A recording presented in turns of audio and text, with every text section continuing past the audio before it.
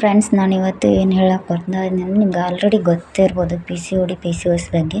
ಯಾರು ಏನು ಹೆದರ್ಕೊಳ್ಬೇಕಂತ ಅವಶ್ಯಕತೆ ಇಲ್ಲ. ಪಿ ಸಿ ಒ ಡಿ ಮತ್ತು ಪಿ ಸಿ ಓ ಎಸ್ ತುಂಬ ಕ್ಯೂರಬಲ್ಲು. ಇದು ಯಾಕೆ ಬರುತ್ತಂದರೆ ನಮ್ಮ ಲೈಫ್ ಸ್ಟೈಲು ಚೇಂಜಸ್ ಆಗಿರೋದ್ರಿಂದ ಮೂಲ ಕಾರಣ. ಇದನ್ನು ಆರಾಮಾಗಿ ನಾವು ಕ್ಯೂರ್ ಮಾಡ್ಕೋಬೋದು. ಯಾವ ಥರ ಅಂತ ನಾನು ನೆಕ್ಸ್ಟ್ ವಿಡಿಯೋದಲ್ಲಿ ಹೇಳ್ತೀನಿ. ಅದು ನೀವು ಸಬ್ಸ್ಕ್ರೈಬ್ ಮಾಡ್ಕೊಳ್ಳಿ ನನ್ನ ಚಾನಲ್ನ. ನೆಕ್ಸ್ಟ್ ವಿಡಿಯೋದಲ್ಲಿ ಲಾಂಗ್ ವಿಡಿಯೋ ಮಾಡಿ ಹಾಕ್ತೀನಿ. ಇದಕ್ಕೆ ಮೇಯ್ನಾಗಿ ನಾವು ಲೈಫ್ ಸ್ಟೈಲ್ನ ಚೇಂಜಸ್ ಮಾಡ್ಕೊಳ್ಳೇಬೇಕು. ಎಕ್ಸಸೈಸ್ ಮಾಡಬೇಕು, ವ್ಯಾಯಾಮ ಮಾಡಬೇಕು, ಮತ್ತು ಊಟದಲ್ಲಿ ನಾವು ಕಂಟ್ರೋಲ್ ಮಾಡ್ತಾ ಇರಬೇಕು. ಪೀರಿಯಡು 4 ತಿಂಗಳಿಗೊಮ್ಮೆ 3 ತಿಂಗಳಿಗೊಮ್ಮೆ ಆಗ್ತಾಯಿದೆ ಅಂದರೆ ಅದನ್ನ ನೋಡ್ಕೊಳ್ತಾ ಇರಬೇಕು. ಡಾಕ್ಟ್ರ್ ಹತ್ರ ಒಂದ್ಸರಿ ಕನ್ಸಲ್ಟ್ ಮಾಡ್ಕೊಳ್ಳಿ. ನಂದು ಇದೇ ಥರನೇ ಆಗಿದ್ದು. ನಿಮಗೆ ಲೈವ್ ಪ್ರೂಫ್ನ ತೋರಿಸ್ತೀನಿ. ವೇಟ್ ಜಾಸ್ತಿ ಆಗ್ತಾಯಿದ್ರೆ ಮತ್ತು ಮುಖದ ಮೇಲೆ ಪಿಂಪಲ್ಸ್ ಜಾಸ್ತಿ ಇದ್ದರೆ, ಪೀರಿಯಡ್ ಕರೆಕ್ಟ್ ಆಗ್ತಾಯಿಲ್ಲ ಅಂದರೆ ಇದೆಲ್ಲ ಪಿ ಸಿ ಒ ಡಿ ಲಕ್ಷಣಗಳಿರ್ಬೋದು ಫ್ರೆಂಡ್ಸ್. ಇದನ್ನು ಇಗ್ನೋರ್ ಮಾಡಬೇಡಿ.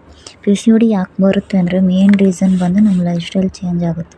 ಅದಕ್ಕೆ ನಾನು ನಾಳೆ ನನ್ನ ರಿಪೋರ್ಟ್ನ ತೋರಿಸ್ತೀನಿ. ನನಗೂ ಮಗು ಆಗಿದೆ. ನೀವು ಡಾಕ್ಟ್ರ್ ಹತ್ರ ಹೋದಾಗ ಹೇಳ್ತಿರ್ಬೋದು ಅವರು, ಪಿ ಸಿ ಒ ಡಿ ಇದ್ದರೆ ಮಗು ಆಗೋಲ್ಲ ಹಂಗೆ ಹಿಂಗೆ ಅಂತ. ನನ್ನ ರಿಪೋರ್ಟ್ನ ತೋರಿಸ್ತೀನಿ ನಿಮಗೆ. ಲೈವ್ ಆಗಿಯೇ ತೋರಿಸ್ತೀನಿ ನಾಳೆ ನನ್ನ ವಿಡಿಯೋದಲ್ಲಿ. ಸಬ್ಸ್ಕ್ರೈಬ್ ಮಾಡ್ಕೊಳ್ಳಿ.